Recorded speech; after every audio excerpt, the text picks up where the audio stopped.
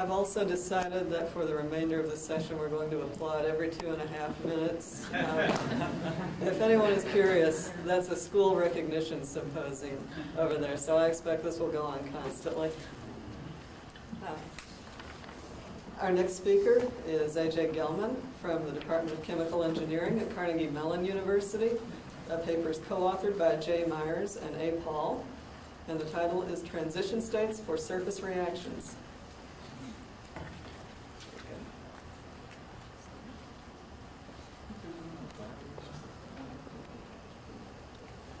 Yeah, we tried all 3 sets of batteries. All right.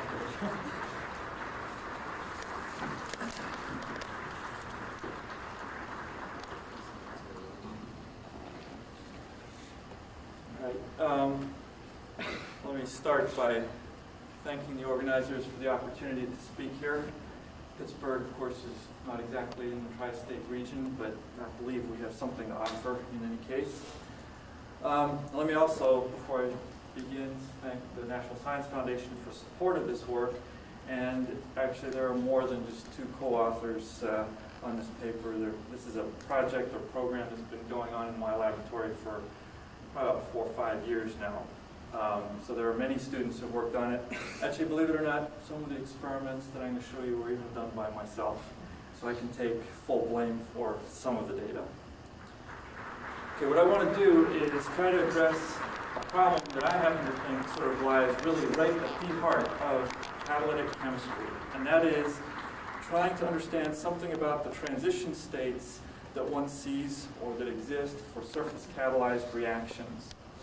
So what the program is today is to start by trying to describe the approach that we take, which is to use substituent effects to try to look at or characterize the transition state for a reaction.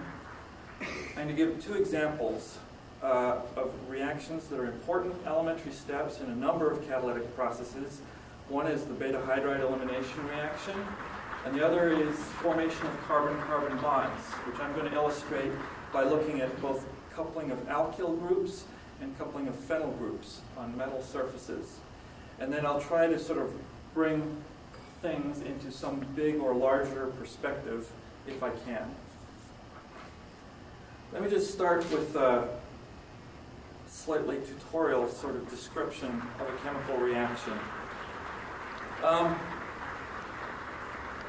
see. Any chemical reaction, doesn't have to be catalytic, it doesn't matter where it occurs. Basically, you start with reactants, you end up with products. The description is in terms of energy. And you go from reactants to products through something up here that we call a transition state. So over some energy hump to get to the products. And of course, the activation energy is the difference in energy between those reactants and then the energy of this thing that we call the transition state. And that's energy difference dominates the kinetics for any chemical process. In fact, truthfully, not even just for chemical processes. So you typically think of 2 molecules reacting together, either in gas phase or on a surface, in terms of the energy as you go from one to the other. And the energy is often described in terms of a potential energy surface, which can be drawn in 1 dimension, going from reactant to transition state to products. It can be drawn in 2 dimensions, or if you've got a good graphics package, you can draw it in 3 dimensions.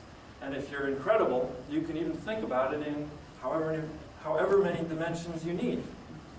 But you can't draw it. So the aim of the game here is to try to understand something, something about this transition state. The transition state in a chemical reaction exists for some fractions of a second, actually on the orders of tens to maybe hundreds of femtoseconds. So clearly, a direct experiment to look at a transition state is at best incredibly hard, and truthfully, it's beyond my capability.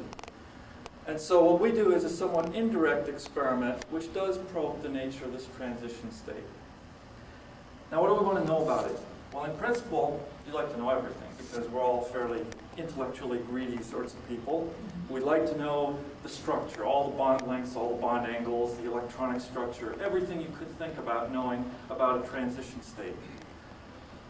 being realists, we're willing to accept much less than that. And so what I'm going to try to do is to describe effectively charge separation in a transition state as you break a bond on a metal surface. Now, the approach is to make a number of measurements of kinetics and activation energies on single crystal surfaces in ultra-high vacuum. There have been a couple of surface science talks here already. We have vacuum systems that look very similar. I won't tell you that they're bigger, better, or that our vacuum is any lower than anybody else's. Let me just jump right in and give you an example of how we're going to do this for a particular chemical reaction. So this is beta hydride elimination. It's a reaction that is common in any intermediate on a metal surface which has a CH bond in the beta position. The primary decomposition path is to break that CH bond and then form some unsaturated species. This is a little cartoon of the transition state as you break that CH bond. And what I'm going to do is describe a set of experiments where we measure the activation energy for this process in a series of, in this case, alkoxides, where we put different substituents out here and look at the effect of the substituent on the energetics for that process. And if we know the effect of the substituent on the energetics, then we can infer something about the characteristics of the transition state. So here are some of the species I'm going to start with. These are vibrational spectra on a copper 111 surface of trifluoroethanol and then trifluoroethoxide. So effectively intensity versus frequency. These I'm putting up as no more than a means to illustrate that in fact we can create things like ethoxides on a metal surface and understand or characterize them to the extent that we're sure we have what we think we have. This little molecule here is going to decompose during heating by beta hydride elimination, and you will produce trifluoroacetaldehyde. So these then are some kinetic measurements. These are thermal desorption spectra taken by starting with ethoxides on the surface at low temperature and then heating them up to the point that they decompose. So we're looking at a reaction rate versus temperature for the decomposition of ethoxide, monofluoroethoxide, difluoro, and trifluoroethoxide. And what's happening is obvious. The temperature at which one has to go to get these reactions to occur is increasing dramatically as you increase the level of fluorination. So we're going from about 370 Kelvin up to as high as 500 Kelvin. So without doing any analysis whatsoever, what I'm telling you is, or what the data is telling you, is that when I put fluorine into the methyl group in this molecule, the activation energy is going up for this beta hydride elimination. Therefore, the rate goes down at a given temperature, and I have to heat to a higher temperature to get it to occur. So we have some applause for that little piece of chemistry. How are we going to think about this thing? Well, here's some alternatives. This is where we start. Right? This is ethoxide, and this is trifluoroethoxide sitting down on the surface. This curve here shows you the energy, it's a cartoon of the energy surface over which ethoxide moves to decompose, and here's the little cartoon of the transition state. Now the big question is, what happens to this activation energy when I put fluorine into that methyl group? And how do you think about it? Well, if the reaction was one of deprotonation, what you would expect to see is that the barrier would drop, because the electronegativity of the fluorine energetically stabilizes this transition state, which is anionic, or has a lot of excess electron density on that carbon atom. If the process were simply homolytic, right, just like breaking a CH bond in a hydrocarbon in the gas phase, it turns out that you would expect the barrier to go up when I fluorinate, but actually not by much, a couple of kcal. You can put a limit on that. On the other hand, if the process is one that you might describe as real hydride elimination, where the carbon atom here is actually electron deficient, so it's cationic, then you expect the barrier to go way up. And this is, of course, roughly speaking, what we see. Now, the real way to study this thing, rather than just drawing a cartoon like this, is to put some numbers onto this little table here. And therefore, we do a lot of experiments. And I won't show you all the data, but they're effectively desorption experiments done to allow us to get and measure activation energies. And this is the result.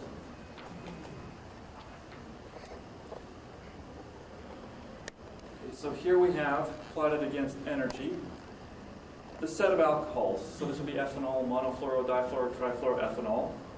You form ethoxides on this metal surface, and the effect of the fluorine actually is quite trivial on that process. But then you go and decompose these ethoxides via beta hydride elimination, and you see that when I put fluorine into this methyl group, you increase the activation energy by about 15 kcal. So it's a pretty substantial number. What is that telling you? It's telling you, as I just said, that this carbon atom is actually electron deficient. So it's really, if you like, thought about as a hydride elimination. But actually, you can go one step further to get a description of this transition state. Remember what we're doing. We're going from an alcohol through that transition state to an aldehyde. So let's compare the energetics here, or the effect of fluorine on that transition state, with the energetics just to go from alcohol to acetaldehyde. Now these are numbers in the gas phase. Go from ethanol to acetaldehydes. The experimental number is 16 kcal, 16.5 kcal to go from ethanol to acetaldehyde. The numbers for the fluorocarbons have never been measured, but they can be determined computationally, and that was done for us by Professor Tom Morton at UC Riverside. But look what you see. As I put fluorine into the methyl group, the energetics for that process increase by about 13 kcal per mole. In other words, the effect of fluorine on the energetics for this process to go from alcohol to acetaldehyde map almost exactly onto the energetics, or the effect of fluorine on the energetics of this transition state. In essence, what that means is that this transition state looks very much like the product. Basically, it's just the acetaldehyde that's now on the surface. Why should fluorine increase the barrier to this reaction? Well, in acetaldehyde, you've broken a carbon-hydrogen bond, and you've made a carbon-oxygen bond. So that carbon atom is, in fact, electron deficient when compared to that carbon atom in the original alcohol. All right? So that sort of maps out the approach, right? If you study kinetics and measure activation energies in hydrocarbons on surfaces and substitute with fluorine or maybe other things, you can get a picture of what these transition states look like. And ultimately, one hopes that that's what's going to allow you to think about how to modify a catalyst. Actually, this slide has both experimental numbers and theoretical numbers, and in keeping with Bertrand Davis's quote by Einstein, I found a really good one the other day. Einstein said, "An experiment is something that everybody believes except the person who did it. A calculation is something that nobody believes except the person who did it." So I think I forehanded and backhanded myself right there. Okay, let's try a couple of other things. Here's alkyl coupling. Maybe I shouldn't even put that up. It's not worth it. Okay, you can, on a number of metal surfaces, produce alkyl groups just by dissociating alkyl iodides. These alkyl groups on silver surfaces will couple with each other to form alkanes.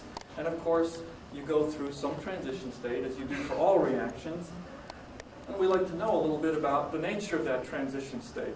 And the way that we're going to do it is measure kinetics for alkyl coupling in a set of alkyl groups where we have changed different substituents. So we've got methyl groups and ethyl groups and fluoroethyl groups and all kinds of things. I can show you just quickly so that we have some data that everybody except myself believes. These are desorption spectra for propyl groups on silver, coupling to form hexane. These are desorption spectra taken at various different heating rates. And I can take the peak temperatures and use them in a sort of pseudo-Arrhenius plot. We have log of the peak temperature squared versus 1 over T. This analysis effectively gives us a line with a pretty good correlation coefficient and a slope, which is the activation energy. So about 17 kcal per mole. So we've done that for a number of different alkyl groups on silver surfaces. And the results show, oops, here we have a plot of the activation energy effectively versus the electronegativity of the substituent. Okay, as I increase fluorine, I go that way. So there's methyl coupling. Here's ethyl coupling. There's trifluoropropyl coupling. Okay. The point is, as I increase the electronegativity of the substituent, the activation energy goes up. All right. What is that going to tell us about alkyl coupling, or the transition state for that process? Well, here we go. Here's the reactant. These are alkyl groups. There's the product. Some alkane on the surface. I've made a carbon-carbon bond. The transition state on the way to the product. The transition state must be electron deficient with respect to the initial state. Or more likely, it's fair to say that since I'm forming this carbon-carbon bond here, these alkyl groups on the surface are actually anionic, or somewhat anionic. And what happens is, as I increase the electronegativity of this substituent, this increases the barrier height. Now, is that a reasonable thing or not? I mean, do we have any reason to believe that alkyl groups on a metal surface should be slightly anionic or electron-rich? Well, as it turns out, that is, in fact, the view that most people would have. And that view is developed based on vibrational spectra of alkyl groups. Here I've shown data from Brian Bent's lab at Columbia University, but these are vibrational spectra of ethyl groups on copper. On silver, it would be the same. If you look in the CH stretching region, there are two peaks. One of those peaks at 2935 is due to the methyl group, and the other peak is due to the methylene group, which is right adjacent to the surface. This is better illustrated by looking at deuterated ethyl groups produced from multilayers or layers of deuterated ethyl iodide. Here's ethyl iodide. Here's the methyl group, CH3 stretch, CD2 stretch. When I form the ethyl group on the surface, the CH stretch drops by about 40 wave numbers, but the CD stretch, the methylene group, drops by about 200 wave numbers in frequency. That's been observed on many, many metal surfaces, and the normal interpretation is that when you form something like an ethyl group on the surface, the metal donates electrons into the antibonding CH orbital, thereby weakening it, which is what gives you this shift, 200 wave number shift in frequency, and thereby making it somewhat anionic on the surface. So in fact, that fits exactly the picture of what we have for the influence of the substituents on the transition state energetics. Well, what about a similar process, where you're looking at alkyl coupling and there are no CH bonds adjacent to the surface? It can't be anionic. There is an example that we can choose, and that is coupling of fennel groups. All right? It's basically the same reaction, or the same kind of reaction. Here I have a fennel group produced from iodobenzene, and on a copper surface, they will couple to form biphenyl. And I can measure the activation energies, or study the kinetics for that, in a series of substituted phenyl groups, monofluoro, just phenyl, methyl substituted, and so on.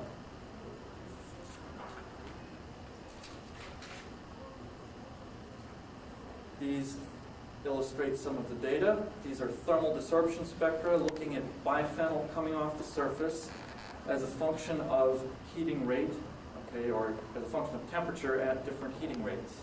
From these, we can measure activation barriers and ultimately get rate rate constants. Well, what do we see? The phenyl group, of course, doesn't have any CH bond adjacent to the surface, so it shouldn't be anionic initially. What we see then, these are ultimately the data. Unfortunately, we can't collect as much. But, and I've plotted this slightly differently. I've plotted the rate constant, or logarithm of the rate constant, versus the electronegativity of the substituent. This time, as I increase the electronegativity of the substituent, the rate constant goes up. That's effectively the same as saying that the barrier is going down. So here's the picture that one then ends up with. Okay, that in this case, for phenyl coupling, as opposed to alkyl coupling, when I go from the reactant to this transition state, the transition state is actually now slightly electron-rich with respect to the initial state. That's the opposite of the case for the alkyl coupling.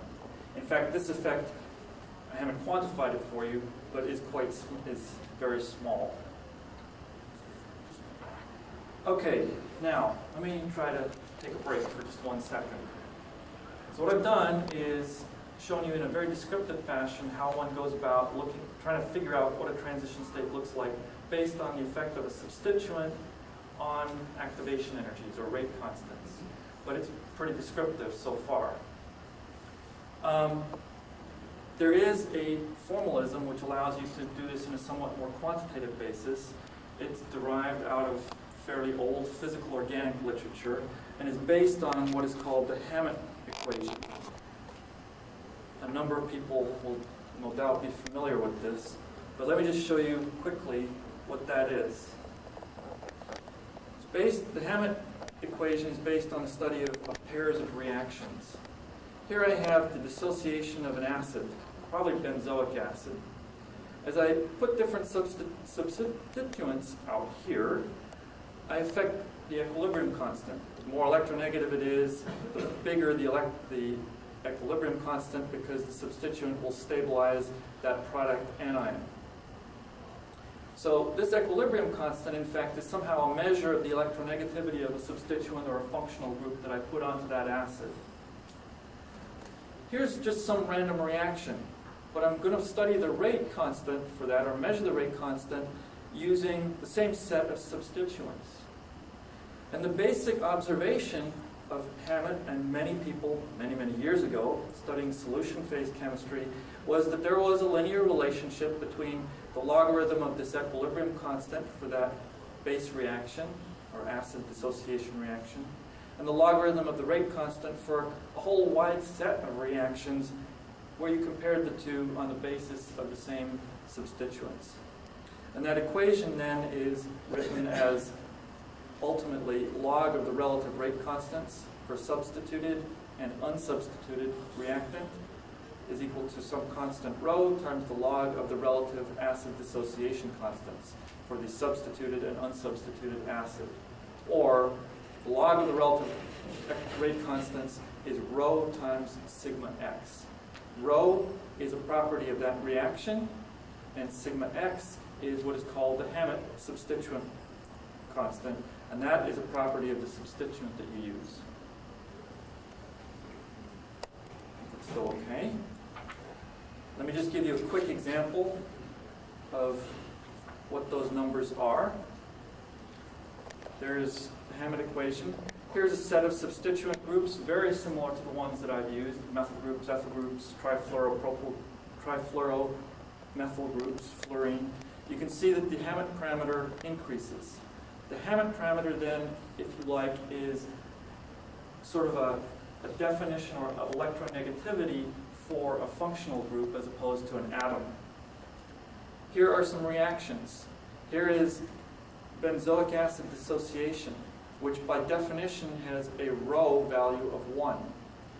Here is a reaction in which you go from an electron-rich to an electron-neutral product. It has a negative rho parameter. Here is a reaction which does the opposite. You go from electron-deficient to comparatively electron-rich product, and it has positive rho parameter. Those are random examples, but just to illustrate how these numbers, rho and sigma, vary. let's just try and see if we can do this for these reactions on a surface. I'll give you a couple of examples. This is the beta hydride elimination, okay, the first reaction that I studied. In fact, we've done it with a whole wide variety of alkoxides on the surface. This is the logarithm of the relative rate constants. Here's the Hammet parameter, pretty good correlation. Actually, the rate constant covers about 15 orders of magnitude, and the slope is something on the order of minus 17. Okay, that minus is actually consistent. The negative sign is consistent with the description that I gave you. In other words, that basically the carbon atom is electron deficient, and the hydrogen maybe comes off as a hydride. Here is alkyl coupling. Again, studied in a variety of species. The rate constant versus the Hammet parameter gives you a rho value of minus 8.5. Okay? So that allows you to actually get some sort of quantitative approach to studying these transition states for surface reactions. Let me just use this now. I'm going to finish up by trying to give one example or answer one kind of big picture question. This is kind of phrased in an odd way, but what is the solvating power of a metal surface? Think about a reaction that goes on in water or ethanol or some polar solvent. You know that when you have charge separation in a polar solvent, the solvent reorganizes around the reaction center or the transition state to lower its energy. Okay? Hence, there are a lot of ionic reactions that go on in solution that never go on in the solids phase or in the gas phase.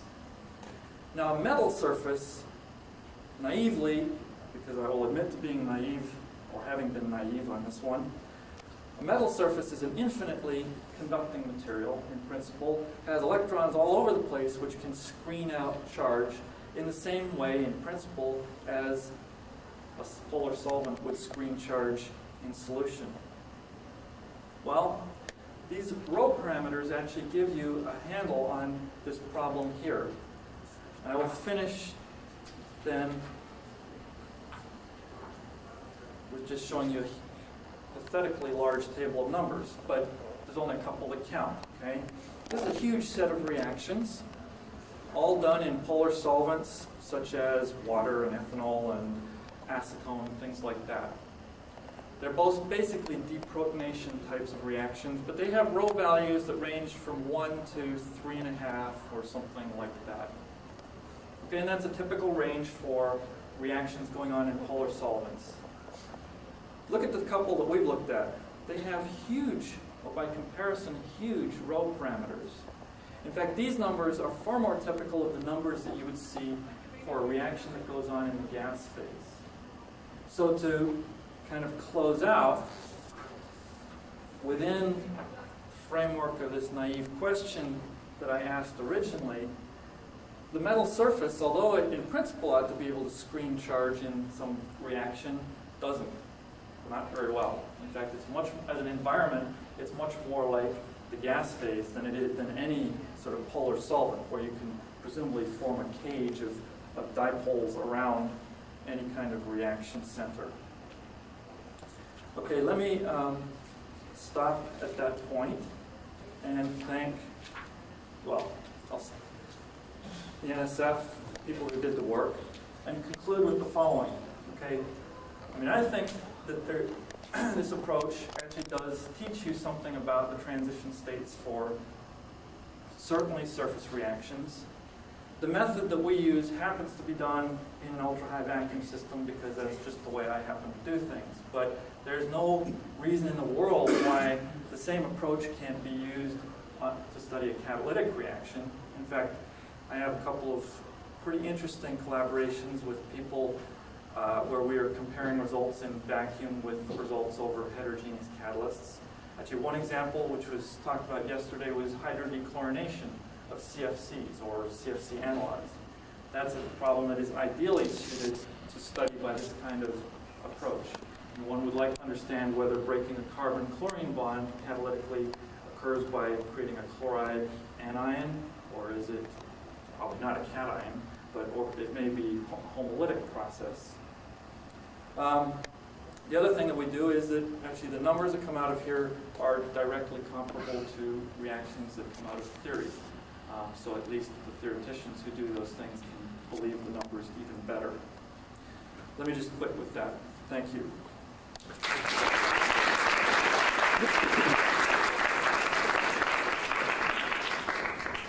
We're a few minutes ahead of schedule, so we can take questions. Andy, I think that's really interesting, and my question is, okay, now that you know something about metal as a charge inhibitor, what about metal oxides? Have you done any of these on metal oxides? Nope. I mean, I think that would What do be... you predict? What do I predict?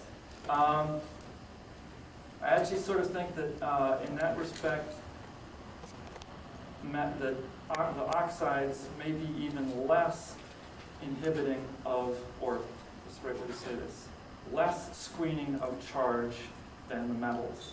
Okay, what's the critical number is actually polarizability of the material. A metal is sort of, by definition, sort of infinitely polarizable, okay, and should screen charge really, really well. Even a metal doesn't do that. I don't see how an oxide would. But put this way, I was wrong on metals originally too, because I thought they would screen charge really well.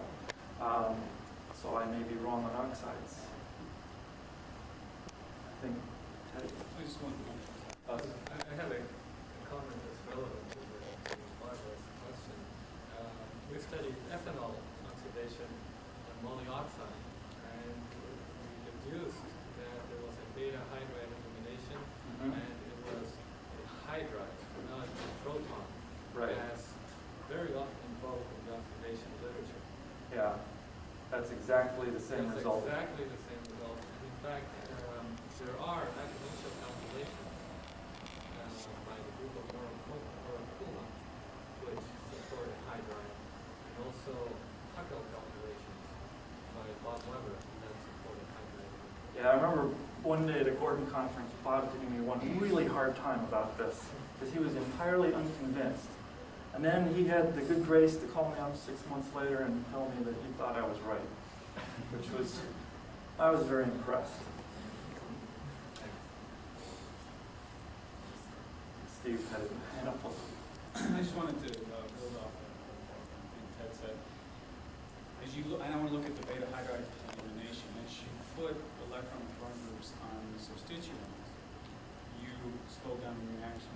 Right. Say that you did the opposite, or you did it to the surface, basically partially oxidizing the surface, making that more electron deficient. Wouldn't you expect that to accelerate your beta hydride elimination?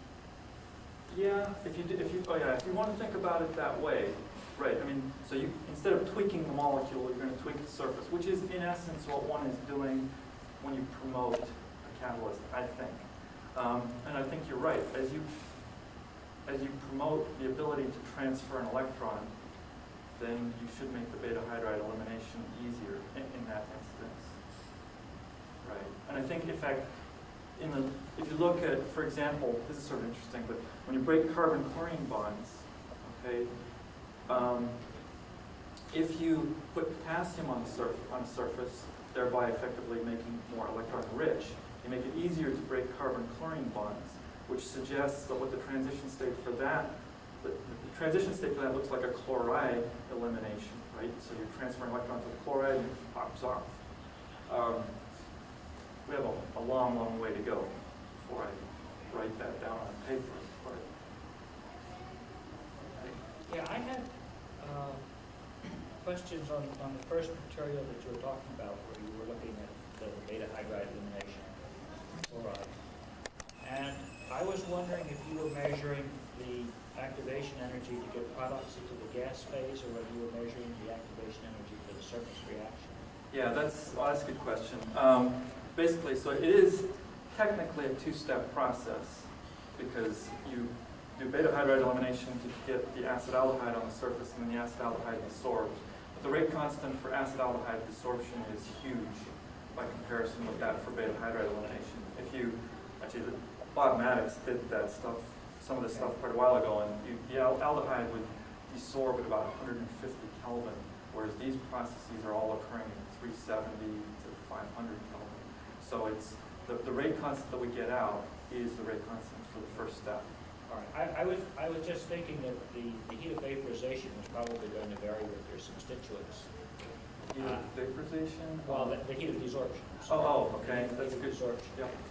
And I was thinking that the heat of adsorption of your reactants might vary with the substituents. Yep. But of course, if you were measuring the surface reaction spectroscopically, which I thought you might be doing, it would not include either of those steps. You would be going from the initial state of the adsorbed species to the final state of the adsorbed product. Yep. No, that would be the ideal way to do it. In lieu of doing it in the ideal way, we measure the effect of fluorine on the heats of interaction. And in fact, you can measure them, but they're small by comparison. I mean, if you go from, for instance, ethanol to trifluoroethanol, you change the heat of absorption by about half a kcal per mole, which is, yeah, trivial. But had to think about that too. Presumably on the metal oxide, you make the alkoxide also in the first step. And there we call the beta elimination is when it's one hydrogen further over. And what you're calling beta would be alpha. Hopefully it's not that well set. Yeah, I get that a lot. The reason that I always call it beta is so that you can compare with an so that whenever I have to talk about this, and I talk about beta hydride elimination in an alkyl group, right, like an ethyl group, or say propyl group as opposed to ethoxide, that I'm talking about exactly the same reaction at the same point in the OCC or CCC chain. And I will admit to being confusing about that. Sorry. But I think you understood what I was. Oh, yes. Yeah.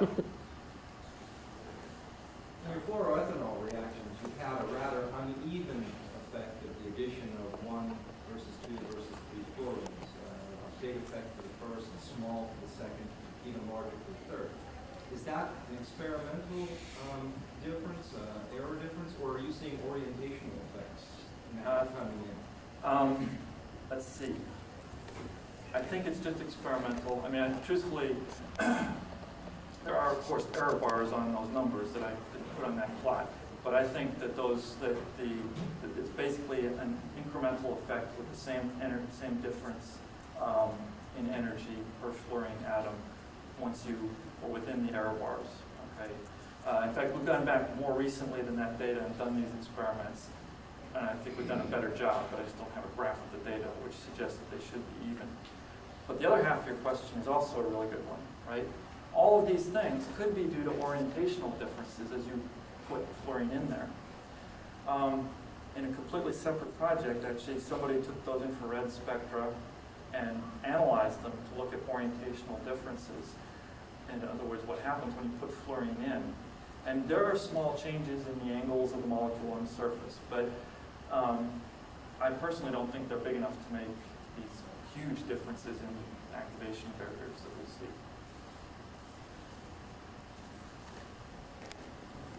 Comment on the validity of separating vibrational information, which is a stable state to a transition state, which is for transient.